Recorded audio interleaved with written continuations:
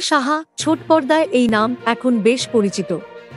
খোকাবাবু সিরিয়ালের হাত ধরে অভিনয় দুনিয়ায় পা রাখেন তৃণা। তারপর তাঁকে আর পিছনে ফিরে তাকাতে হয়নি। খটকুটো, বালিজড, কলের বু, লাভ, আজকাল বিয়ের মতো ধারাবাহিকে অভিনয় করেছেন তৃণা।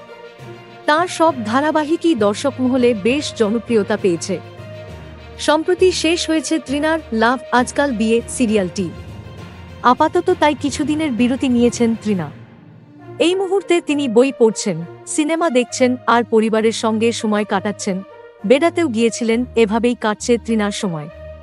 এদিকে ব্যক্তিগত জীবনে দীর্ঘদিনের বন্ধু নীল ভট্টাচার্যকে বিয়ে করে সুখী দাম্পত্য কাটছে তৃণার। মাঝে অবশ্য বিচ্ছেদের গুঞ্জন শোনা গেলেও পরে জানা যায় সেটা সত্যি নয়।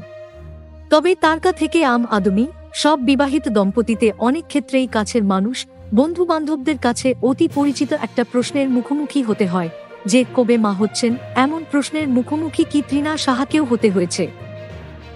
Thank you so much for watching.